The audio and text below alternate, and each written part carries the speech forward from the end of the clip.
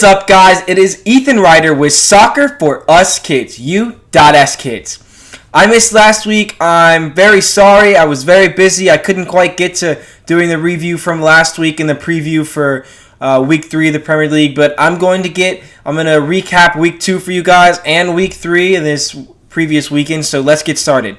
In last week of the Premier League, the one that I missed, Newcastle played Cardiff, and this was the first game, and they both are kind of underwhelming this season. Newcastle look pretty good, but they're not quite getting the results. They're not doing what they need to do here and there. Sometimes they need goals. Maybe Rondon will help them later out in the season. And it seemed like Cardiff, they don't look very good this season. They look like they're not quite ready for that Premier League jump that they've taken from the Championship. I think someone like Marco Grujic was a big loss to them, so I'm even looking towards somewhere even as far as January to see if they can try and salvage their season through maybe a good signing or two. I just think they're not, with the people that they have and the signings that they made, they're not quite ready for the Premier League.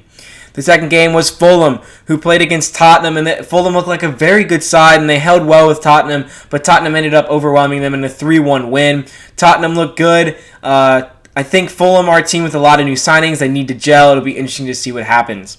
The game after that was West Ham, and they ended up playing Bournemouth. Bournemouth are really impressing this season, and especially the likes of Wilson and Fraser. They both really impressed during this game. A pacey winger like Fraser and a pacey finishing striker like Wilson are two good combinations. Is a good combination to have in the Premier League, and they ended up beating West Ham 2-1.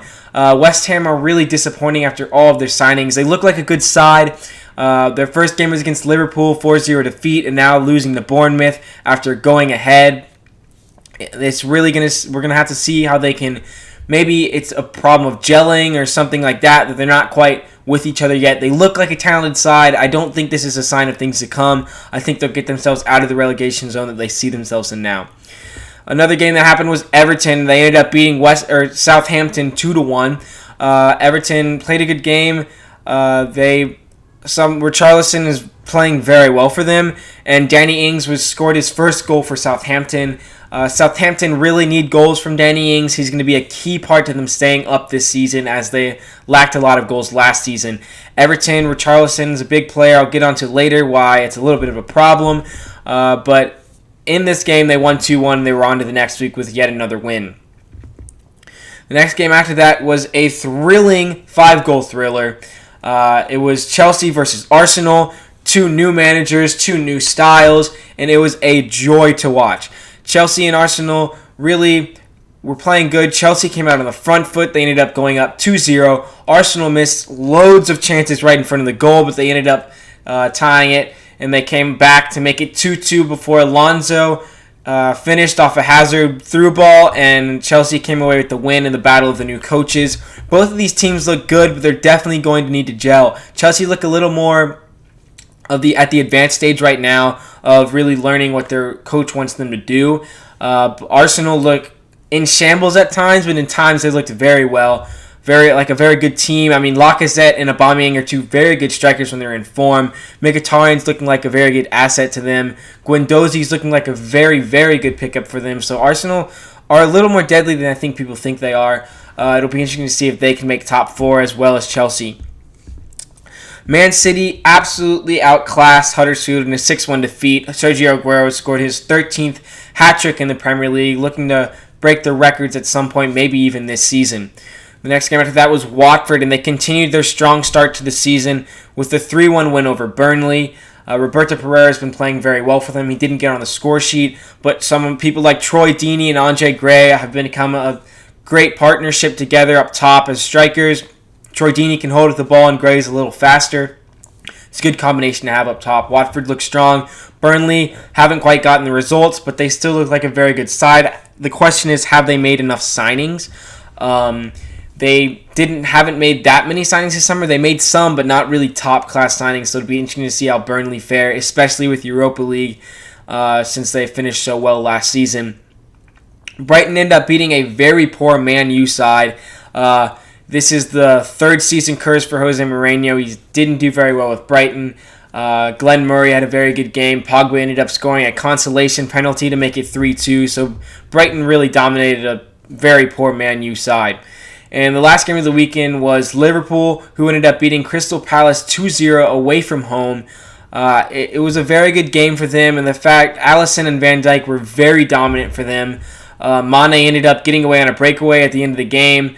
Very fast counterattack. Liverpool become deadly at counterattacks, and he scored a goal to give Liverpool a vital 3 points away from home against Crystal Palace, who will be a very hard team to beat at Selhurst Park this season. Now, on to this weekend. After that weekend, Liverpool were atop of the table with the likes of Man City, Chelsea, Tottenham, Watford, everyone all in the perfect set. And so a lot of teams are looking to stay perfect in the third weekend. So let's get started. Wolverhampton Wanderers versus Manchester City. It was a very good game, not what many would have expected. After a pummeling of Huddersfield 6-1 in the week before, Man City tied Wolverhampton Wanderers 1-1. It was very controversial as Willy Bolly, the center back for Wolverhampton, ended up scoring a goal with his hand in a hand of God-like gesture. And it was a goal that gave Wolves the 1-0 lead at that point.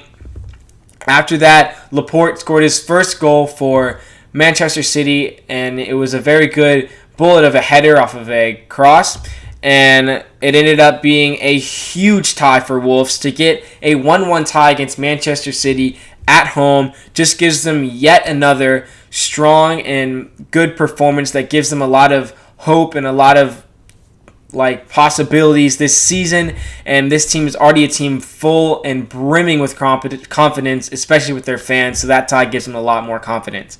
The next game was Arsenal versus West Ham.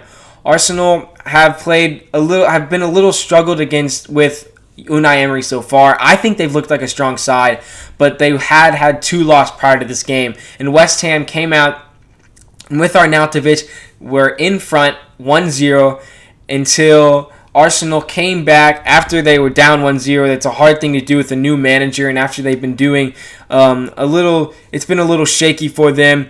But Arsenal came out, and with the likes of Welbeck and the likes of different players, Monreal scored a goal for them, and they ended up winning 3-1. And Arsenal, it was their first win under Unai Emery, and so they're off and running. I think Arsenal will be very, very interesting to see this season. I think they're a good side with a new manager. They're just going to have to cope and gel, and once they gel, they could be very deadly.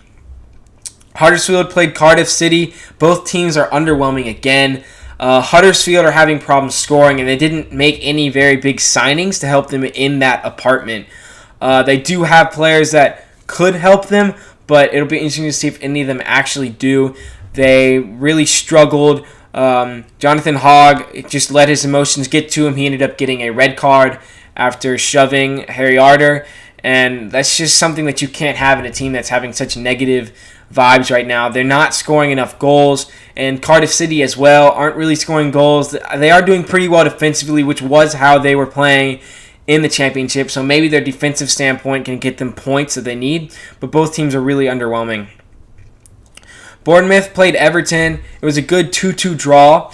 Richarlison did have a problem. It was 0-0, and Richarlison in the 41st minute headbutted one of Bournemouth's players, and he ended up getting a red card for that.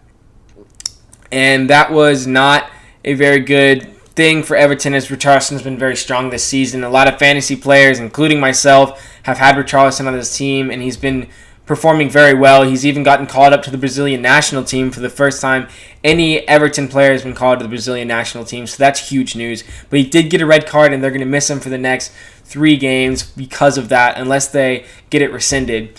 It was a very good game. Everton ended up getting a goal through Theo Walcott, who's going to be key in the next 3 games if they are missing Richarlison. He's been very lively, and he gets a lot. He runs behind the defense, and he gets goals, and he gets assists. He has 2 goals and an assist already this season. And after that, Bournemouth got a red card, and it was a very even game. And it was a very good ball from Pickford, and very speedy Walcott was taken down by Adam Smith, and it was nothing the ref could do but give him a red card. And then after that, Everton scored a second through Michael Keane, who ended up going off injured after that. And then Bournemouth came back with a penalty that was finished off by King. And then the Ake's finished after a scramble off the corner kick. And so it was a tie. Everton, I think, come off the worst here, definitely, because they got a red card to Richarlison. and they also only got a tie. So it'll be interesting to see what they can do without Richarlison. Southampton played Leicester City, and Leicester City ended up getting the 2-1 win, and they're victorious. The game started off, Bertrand scored an absolute screamer, contender for goal of the season, and it's only week 3, and that put Southampton up 1-0. But Leicester kept fighting. Gray scored a very good goal, Demarai Gray, at the near post with a strong strike. Demarai Gray is looking like a very good player who came to Leicester, I want to say 1 or 2 years ago. He was a young player, and he's looking like he's coming into his own. He's just pacey, and he has right-footed. He has a sweet right foot that can put in crosses, free kicks, goals, anything you would like from him. He scored that goal, and it made it 1-1. And then there was a red card for Højbjerg, which changed the game because Højbjerg actually got a second yellow for diving, which is not a good thing to do, but he already had a yellow. He dove, and the ref gave him another yellow, and he was off. So Højbjerg had to leave. That made Southampton in a little bit of shambles, and out of nowhere, Harry Maguire stepped up and hit an absolute bullet from about 30-35 yards. And for a center back to score the goal that he did was a pretty impressive goal. He hit it. It actually was on the ground low. The goalie was absolutely shocked, and it rolled into the back of the net for Leicester to get the 2-1 win. But they will be without Vardy, and they were without Vardy this game, and it'll be interesting to see next game against Liverpool what they do without Vardy. They did end up getting this win without Vardy. The next game was Liverpool versus Brighton. Liverpool came out, and they looked very strong, and Salah ended up getting the goal for Liverpool. Who else? The Egyptian king. He scored a very good goal as James Milner got a tackle in, and it found Mane, who found Mohamed Salah, who tucked it into the bottom left-hand corner. And the rest of the game was Liverpool as they held it in control. Brighton had a couple of chances, but they didn't look like the side that they looked against Man U, as Liverpool didn't let them look like that side. And this really shows that Liverpool may have the great spine that they used to have, with Alisson and Van Dijk really proving very well for Liverpool. Alisson had a crazy chip over a defender that shows loads of confidence in a goalie, and confidence is big in a goalie. It was a little crazy, to be honest. I was a little scared when he did it, but he pulled it off, and it was an amazing move. You should go check it out. Chip by Alisson against Brighton. Liverpool ended up getting the win, and their spine's looking good. Liverpool looking like real contenders, and they stay perfect on the season. The next game was Watford versus Crystal Palace.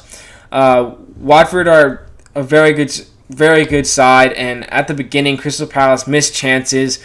Foster bailed Watford out, and Pereira ended up getting a goal. It was a brilliant goal. He cut in from the left and caressed it in the bottom right-hand corner with a finesse shot. And it was a brilliant goal from Pereira, who's looking like a very good asset for Watford this season. And it was just a very good goal. And after that, the Watford went up 2-0 after a Holebas cross. He tried to cross it in, but it was a little too high. It just went over the goalie into the goal. It wasn't on purpose, but it doesn't matter. A goal is a goal, and Watford went up 2-0. At the end of the game, Wilfried Zaha made a brilliant move and was inside the box from a tight angle, megged the goalie, and scored a goal to make it 2-1. Watford still leading. And then right at the end of the game, there was a missed header by Crystal Palace in the box, free open header off a corner kick, and it was hit wide by Ward. And so Crystal Palace really missed a lot of chances in the beginning and missed that chance in the end, and they lived to regret those missed chances as they lost to Watford 2-1.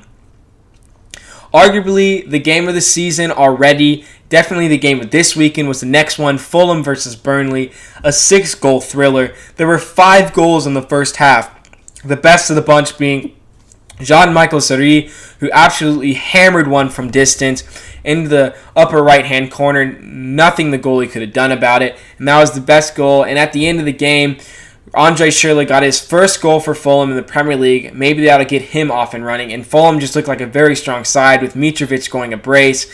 And Burnley, yet again, don't quite get the results. They looked like a pretty good side, but they didn't get the results that they needed because they just couldn't quite score enough goals. I mean, 4-2, it's a little unlucky for them. It was a 6-goal thriller, great game, maybe even goal this season in the game of the season kind of game. The Seri goal was brilliant. It was a great game. And Fulham looked like a very strong side, and it'll be interesting to see what they can do with the rest of the season. Next game is Newcastle versus Chelsea. Chelsea are under Sarri, Maurizio Sarri, and it is a different team. Jorginho is playing the defensive role with Conte playing a little more attacking. I don't necessarily agree with this, but it is what he's doing. Maybe he sees something I don't.